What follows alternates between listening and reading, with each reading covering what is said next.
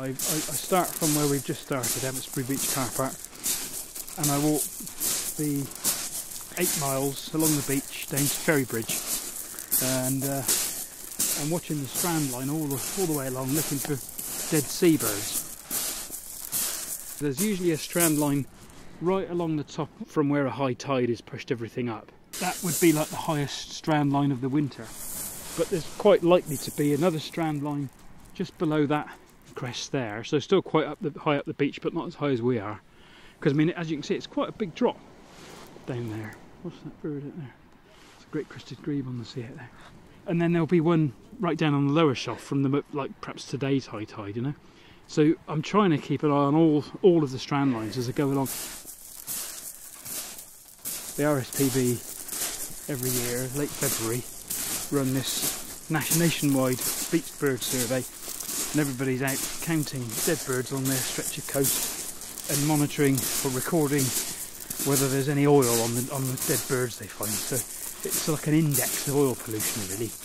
The amount of dead birds you find is very variable. I've walked along there and found hardly any, or I've found over 100, and I don't really know how to interpret that, because, you know, obviously birds do die of natural causes, and, you know, you could see a larger number of dead birds as an indicator of larger numbers out there in Lyme Bay. Alternatively, if there's a lot of dead birds, it might mean there is a problem, you know. Some black-headed gulls just going out there. We're going out to roost, I guess. Yeah, very safe for them.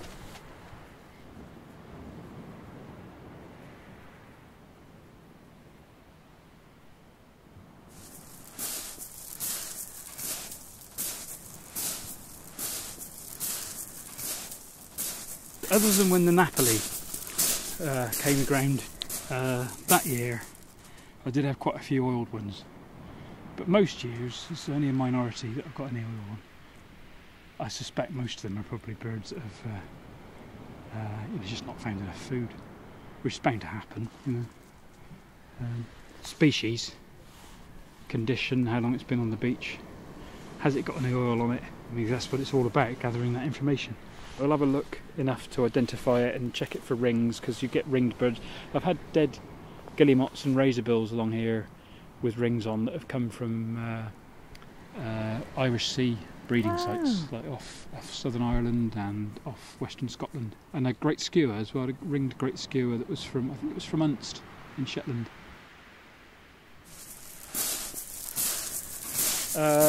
At migration times, spring and autumn, I come out here and I go the other way, go west. There's a good place there where I stand on the beach looking inland, and you get migrant birds flying along the beach, usually when there's a wind that's along the shore, either southeast or northwest, and you get migrant birds passing there quite often in very large numbers, especially in the autumn, and I just go there to watch that spectacle, and I count the birds and record it.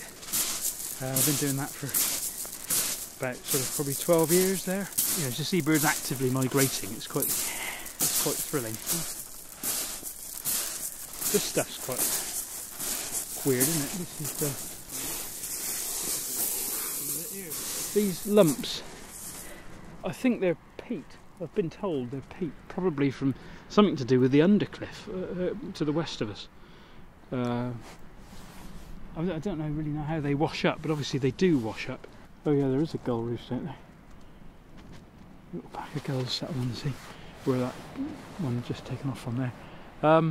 I take photographs, just random photographs really of stuff, because you find all sorts of interesting bits and pieces on here. You find an incredible selection of footwear, soft fruit, cigarette lighters, cuddly toys. I found an armchair, you know, way down, not halfway, but perhaps another mile or two down from where we are now.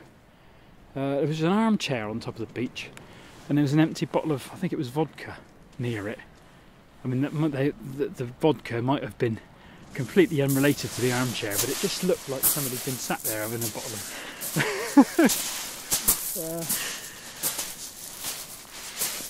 I am very, very focused on how far I've gone and how far I've got to go. It usually takes me about sort of 6 or 7 hours, you know. Well, probably 7, right? Nearer 7 than 6. On the crest of the beach there, you'll see a black hut. Cool, these are good, aren't they? They are good, yeah. That's quite a big hut. I mean, it's taller than a person, that hut. And when you get there, Wow. starting at this end, you're 1/3 of the way there. That's a really long way. You know, I always get quite a sense of achievement when I get to the other end, you know. I don't know what I'd feel like if I got to the other end and found that I didn't have a lift back to my car.